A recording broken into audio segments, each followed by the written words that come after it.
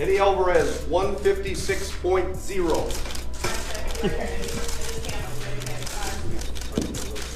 Dustin Poirier, 156, even.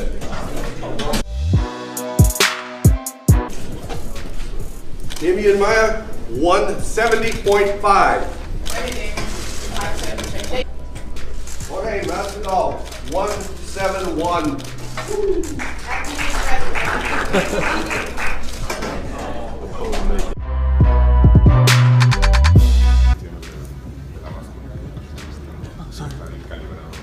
145 and a half. Right here, Frankie. 5 seconds.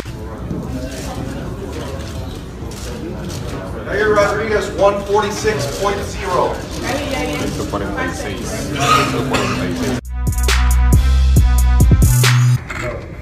Jessica Andrade, 114.5.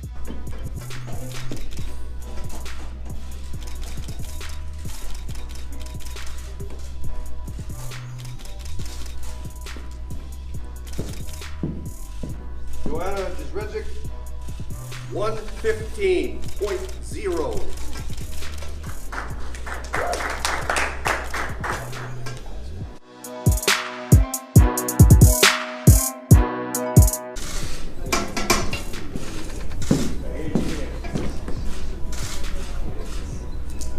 Junior Dos Santos, 245.0.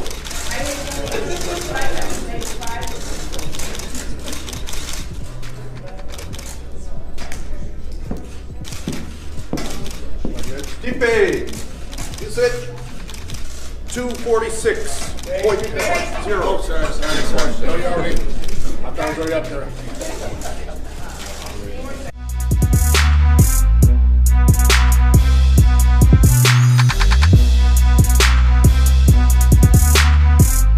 You and I don't know, like, you probably interviewed you 20 times. I think every time I asked you about Anderson Silva, you still want a piece of him?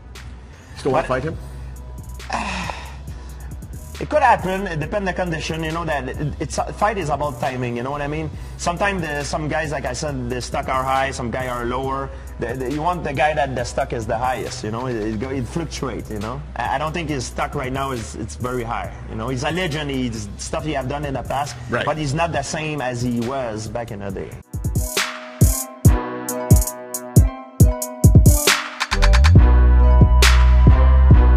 Number one fight that he's looking for. After the news last night, Tyron has not stopped blowing me up, and I'm sure he's probably started blowing Dana up that, you know, I'll fight this guy at any point in time. You guys just name it. So Tyron's another one that's, this is the thing about Tyron. Tyron's been a good company guy and fighting everybody that they've asked him to fight. Tyron's looking for the Nick Diaz fight, Nate Diaz, Conor McGregor, George St. Pierre. He wants that big payday also as well.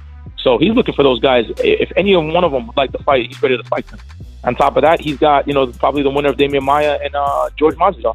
So he's ready to fight anybody, but if you asked him right now, hey, what are you looking for? That George St. Pierre fight is the fight that he wants. That's the fight that, for Tyron Woodley, it's two things. It's not just money. It's also to be considered the greatest, you know, welterweight to ever have fought.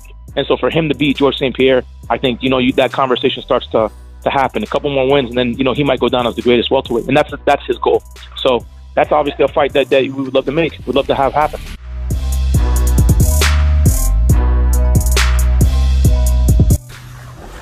Yep, getting it in. It's time to get back on the program. They hold true to this fight with Yoel and Bisping. You can count me in for July. Musasi, I'm coming.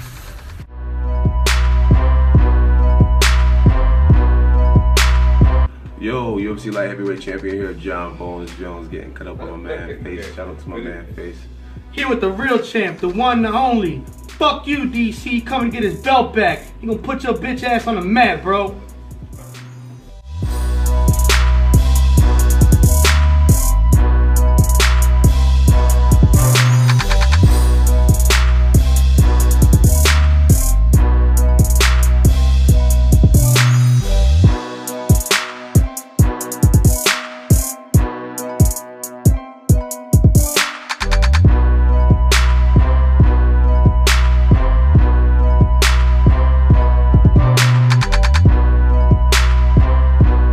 This Daniel Cormier took to I think it was Twitter last night, maybe Instagram, certainly social media, accusing Jon Jones of not signing the contract. Where are things related to that? Doesn't really matter, does it? I guess it does, though, right? The fight's happening. It's just the only thing is the contract has just not been turned in. It's been signed. I'm not worried about it. I already spoke to them. We're here. Me and John are actually sitting here having lunch, and that contract will be turned in just momentarily. We just don't go off of Cormier's timeline, so I ain't worried about it. Oh, okay. All right. So it's just Cormier being grumpy, I guess, huh? Yeah, he's just somebody pat him on the back and tell him that we love him. He's a good dude, man. He needs to chill out. Send him on a vacation, please, somebody. I love you, man. I love you, man. You say something like this for me, and now I say you. I